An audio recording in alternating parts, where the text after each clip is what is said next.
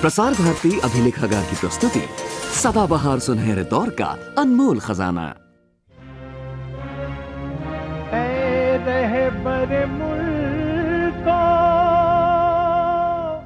ये गाथा royal Indian navy के उन देशभक्त नौसैनिकों के संघर्ष की है जिन्होंने सन 1946 में ब्रिटिश हुकूमत के खिलाफ जंग का ऐलान करके हिंदुस्तान में ब्रिटिश साम्राज्य की नींव हिला दी थी।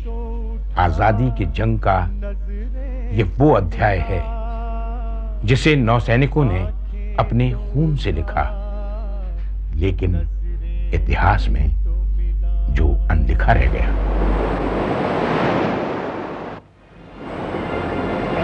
रहबर मुल्को हम बता, आंखें तो उठा नजरें तो मिला, कुछ हम भी सुने हमको भी सुना, ये किसका लहू है कौन मरा, ये किसका लहू है कौन मरा। धरती की सुलगती छाती के बेचैन शरारे पूछते हैं, तुम लोग जिन्हें अपना न सके वो खून के धारे पूछते हैं। सड़कों की जुबां चिल्लाती है, सागर के किनारे पूछते हैं, ये किसका लहू है कौन मरा, ये किसका लहू है कौन मरा। ऐ रहबर मुल्को कौम बता, ऐ रहबर मुल्को कौम बता।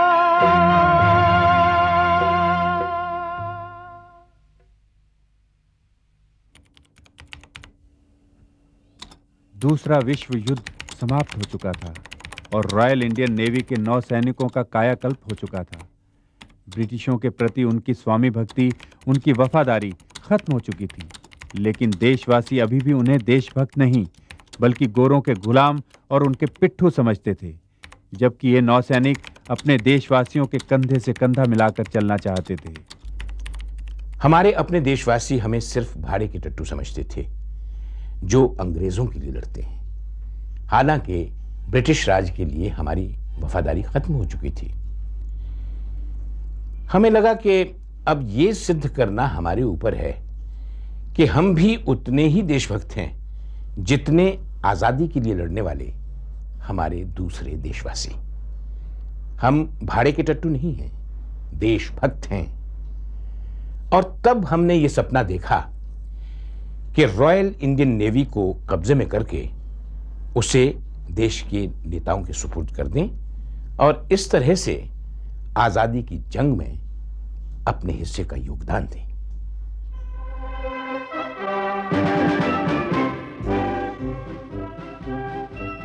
आजाद हिंद फौज के जिन जवानों को ब्रिटिश सरकार ने गिरफ्तार किया था, उनमें से कुछ को तो कोर्ट मार्शल करके चुपचाप खत्म कर दिया गया था, लेकिन दिखावे के लिए कुछ पर खुला मुकदमा चलाया गया। नवंबर 1945 में दिल्ली के लाल किले में इन मुकदमों की कार्रवाई शुरू हुई। पूरे देश में इन सैनिकों के लिए सहानुभूति की लहर उमड़ पड़ी। नौसैनिकों के लिए यह एक अनुकरणीय उदाहरण था।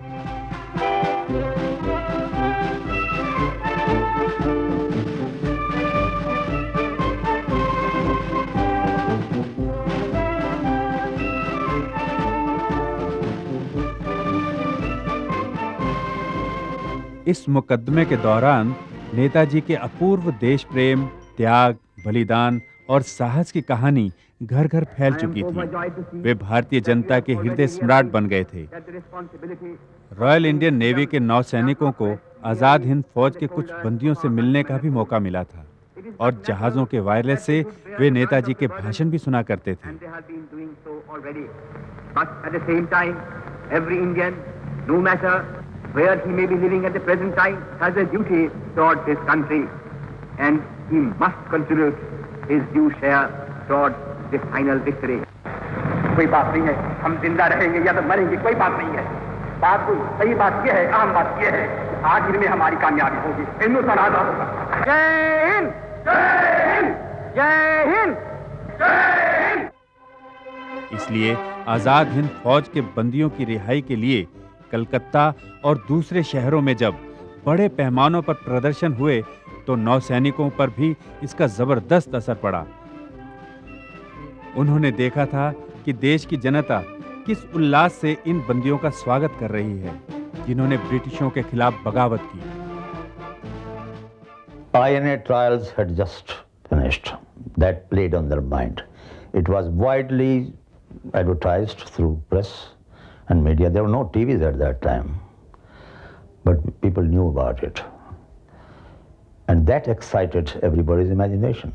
Question of inspired or not, sympathy was always with them, Bose and Iron. So no question about a particular person or inspired. No, it was there, definitely. Everybody was sympathetic towards the INA. Oh, yes. In fact, you mustn't forget that at that time, the Indian National Army, which had surrendered in Singapore, were being repatriated to India, and they were landing particularly in Bombay and Calcutta. And these soldiers who had mutinied against, who had formed the National Army and had fought against the Indian Army and in Arakan and Burma, were now being received with garlands and tremendous receptions were being given to them. Azad Hind फौज एक उद्दीपना जो सृष्टि किया देश भर में, आज़ादी जो मांगते थे उनके दिल में, और सारा दुनिया में उसका एक जो असर हुआ, उस असर में और भी दूसरे चेन वर्क्स होने लगे, चेन रिएक्शंस रादर.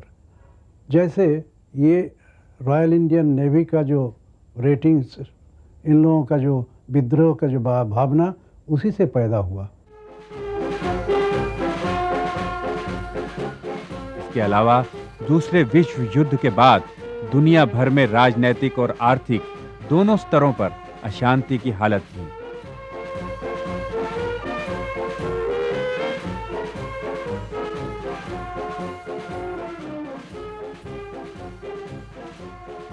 हिंदुस्तान में राजनैतिक हालात बहुत उग्र हो चुके थे.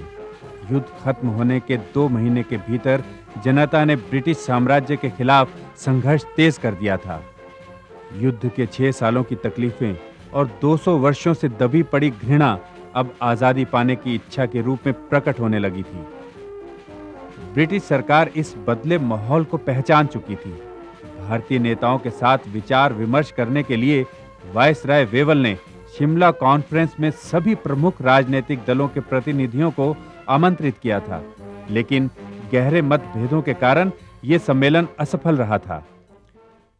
The British had virtually agreed by then that India would be free, but in what actual form it would be had not been decided. So there was the general atmosphere in the country was of unrest, of tension, a little bit of tension, and a very much of a political situation. War had ended in 1945, and there was a definite movement for independence. So that was inculcated in every Indian. So that's how it started.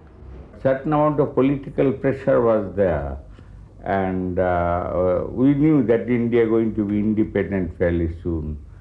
And political pressure at that time, in addition to the misbehavior of king, and in addition to principal reason I still maintain, was because sailors were told they will be released from the Navy fairly soon. The sailors were patriots. They were fired by the shall we say, by the vision of a free India. We read in papers that our great leaders are on the path of sending the Britishers out and we are reading their actions day by day. So this was an exact chance of sending the British people out. Our beloved leaders, Gandhiji, Jawaharlal Nehru, Patel, then Morarji Desai, Aruna Asaf Ali, then she was a youth wing leader, all were going on speaking very nicely in several chapati, beaches, everything, and the Indian ratings were also getting agitated slowly. And due to this, it took a sudden turn and became a national movement. इसी समय देश के कई हिस्सों में सूखे और अकाल का कहर भी बरपा। ऐसा अंदेशा था कि लगभग 10 करोड़ लोग इस अकाल की चपेट में आएंगे। अकाल पीड़ितों के दर्दनाक मंजर, जिनमें औरतें, बच्चे शामिल थे, दिल हिला देने वाले थे और व्यापक स्तर पर जनता में विदेशी हुकूमत के खिलाफ रोष का लावा फूट पड़ा।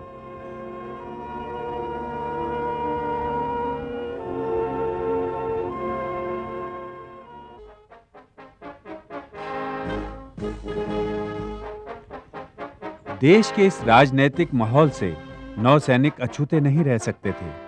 वे देश के अलग अलग हिस्सों और धर्मों से थे, हिंदू, मुस्लिम, सिख, ईसाई, और जो सूत्र उन्हें बांधे हुए था वो था देश की आजादी के लिए किए जा रहे संघर्षों में अपना योगदान देना।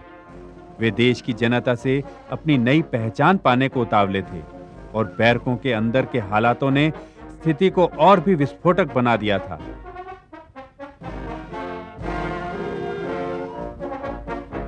इन सैनिकों को लगा कि ब्रिटिश साम्राज्य के चरमराते ढांचे पर प्रहार करने का यही सबसे अच्छा मौका है।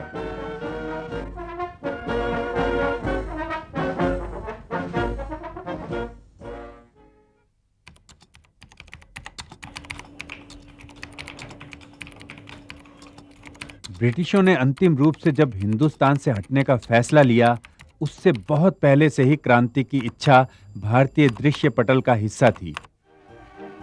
आंदोलन की अलग अलग धाराएं थी, रास्ते अलग थे, लेकिन मंजिल एक थी। दूसरे विश्व युद्ध के बाद जनता का यह आंदोलन उग्र रूप धारण कर चुका था। अब विदेशी हुकूमत का जुआ वो और ढूंढने को तैयार न थी। इसका सबूत जगह जगह हो रहे संघर्ष थे। कलकत्ता की ट्राम मजदूरों की हड़ताल, रेलवे कर्मचारियों की हड़ताल, जमीन के लिए किसानों के शानदार संघर्ष, जिनमें नेत्रोकना का संघर्ष, मालाबार के किसानों का संघर्ष, बेजवाड़ा का संघर्ष और जमींदारों के खिलाफ बंगाल का तेभागा आंदोलन शामिल थे। इन सब के साथ वारली के आदिवासियों का संघर्ष और अनेक दूसरे आंदोलन, जिन्होंने आजादी के संघर्ष में जान फूंक दी थी। जनता अब हर कीमत पर आजादी चाहती थी और इसके लिए हर तरह का बलिदान करने को तैयार थी।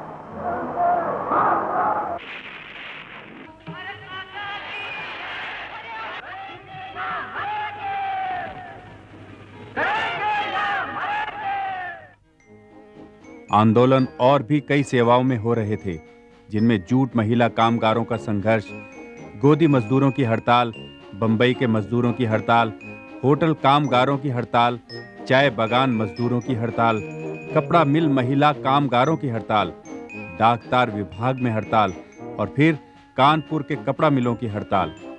ये एक ऐसा लंबा सिलसिला था जिससे सिद्ध होता था कि अब जनता मुक्ति के अलावा दूसरा कोई भी विकल्प मानने को तैयार नहीं है।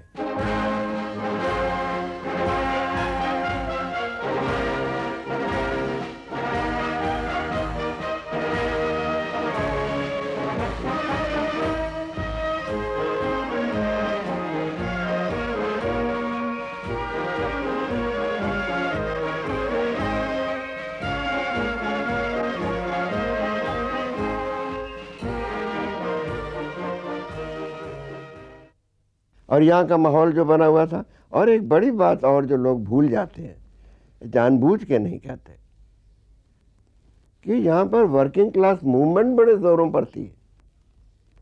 पोस्टल स्ट्राइक चल रही थी शायद, या चलने वाली थी, मुझे याद नहीं। तो working class movement, peasant movement Bengal में, साउथ में कुछ मूवमेंट थी, प्रोग्रेसिव मूवमेंट, कल्चरल मूवमेंट वगैरह वगैरह। तो एक स्ट्राइक्स का माहौल था, जनरल स्ट्राइक्स। तो उस वक्त ऐसा वक्त था कि ज़रा सी चिंगारी भी बहुत आग लगा देती थी। तो नेवल म्यूटनी कोई मामूली चिंगारी तो नहीं थी, लेकिन देखा जाए तो मामूली ही थी। उन्होंने परिणाम उसका बहुत बड़ा। ये जो 100 साल से हम लोगों का जो आज़ादी का आंदोलन चल रहा था, उस आज़ादी का आंदोलन में ये शेष घटना है, ये आखिरी घटना है। और ये आखिरी घटना उस बात को तय कर दिया कि सोल्जर्स, जिसका ज़रिया देश को शासन किया जाता है, वो हर तरीके का सोल्जर्स, वो वायुवाहिनी हो, नौवाहिनी हो और स्थल वाहिनी हो, तीनों अपना हाथ से जा रहा है।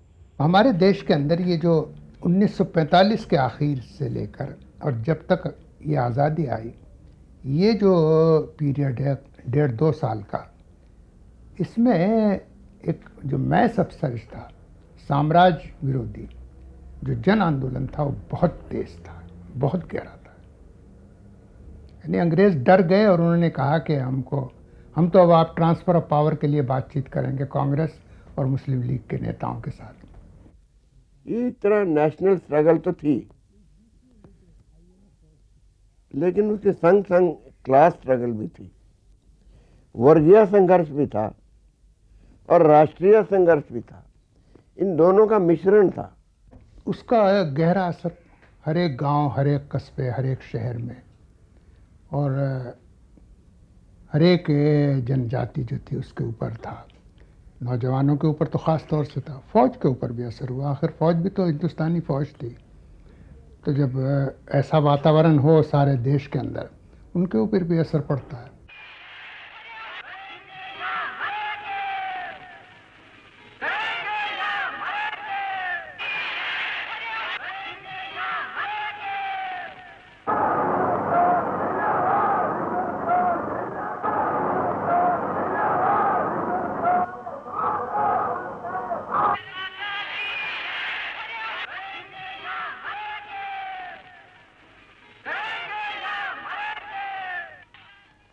नेवल म्यूटनी की वजह एक ये हो सकती है कि उनकी डिमांड थी खलासियों की, खाने के बारे में और बेटर कंडीशंस के बारे में, लेकिन वो काफ़ी नहीं है, इतना कहना। हमारी आज़ादी का जो आखिरी दौर है ना, उसमें ये जो नेवल अपराइजिंग है, विद्रोह हुआ बम्बई के बंदरगाह में, जो हमारे फौजियों ने नेवी के वो किया, वो उसका बहुत गहरा असर। और अंग्रेज़ों को फिर ये मालूम हो गया कि भाई जो फौज और पुलिस हमने हिंदुस्तानियों को दबाने के लिए बनाई थी, अरे उसी में विद्रोह हो गया, तो किसके ऊपर अब भरोसा करें।